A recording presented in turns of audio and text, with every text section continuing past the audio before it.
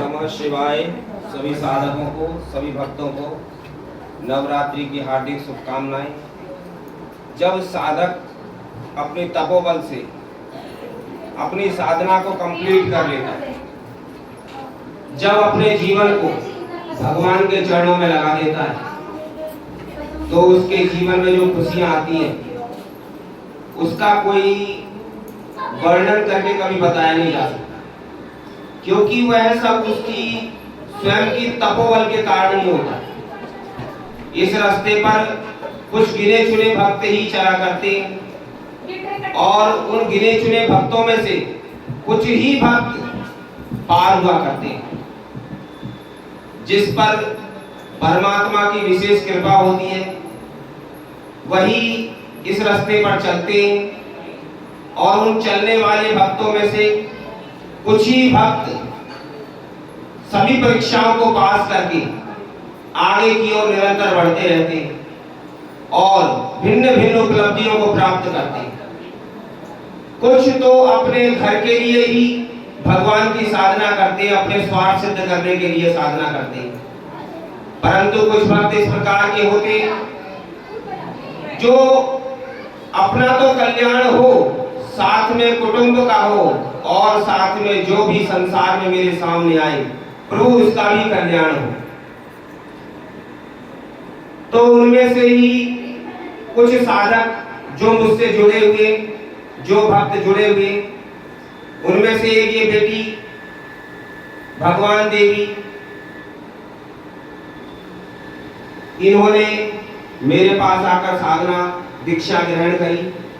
उसके पश्चात अपने जीवन में तपस्या को अपनाया और तपस्या अपनाने के बाद भिन्न भिन्न परीक्षाओं को पास करके परमात्मा की कृपा साक्षात प्राप्त करी। और शिव गुरु के आदेश से, माता पार्वती के आदेश से अब इनको आदेश हुआ कि ये जगत का भी कल्याण करें, अपने परिवार के साथ साथ जगत का भी कल्याण।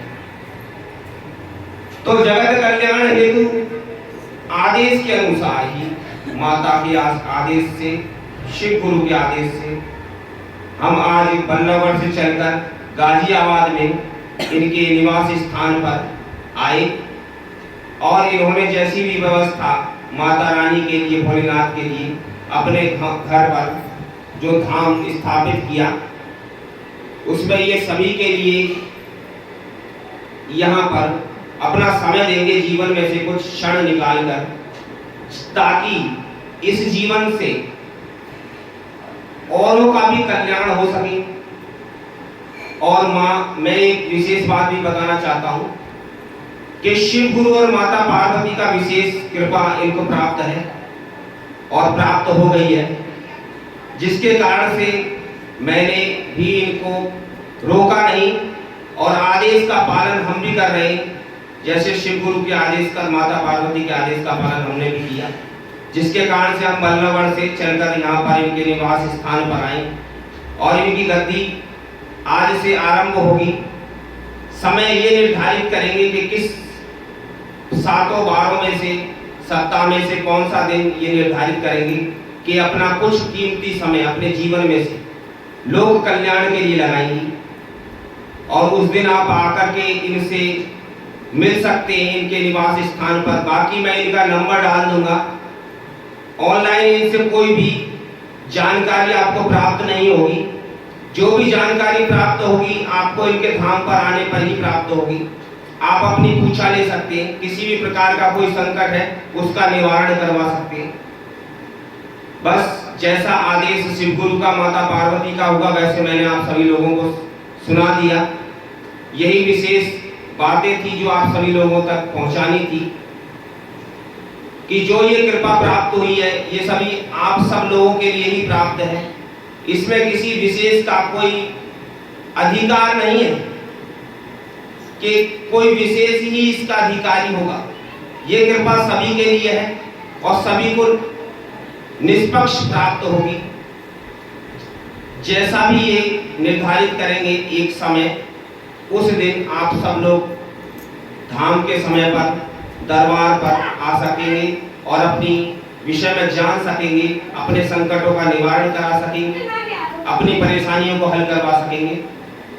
करने वाले तो माता पार्वती और भोलेनाथ ही है। सिर्फ एक माध्यम जो इनको बना दिया गया है, ये सिर्फ एक माध्यम है। जिस प्रकार से हम भी आज एक माध्यम है, माध्यम बनकर ही यहाँ पर उपस्थित हुए और आप सभी लोगों को ये जानकारी जो मैंने दी है, और यही जानकारी आप सभी को देने के लिए उपस्थित हुआ है। नमः शिवाय। शिव गुरु की सदा ही जय हो, सदा ही जय हो, सदा ही जय।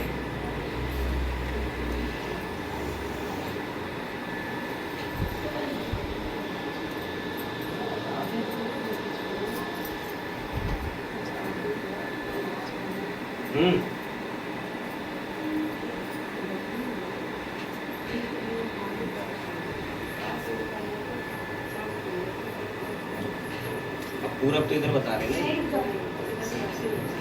इधर दक्षिण है ना।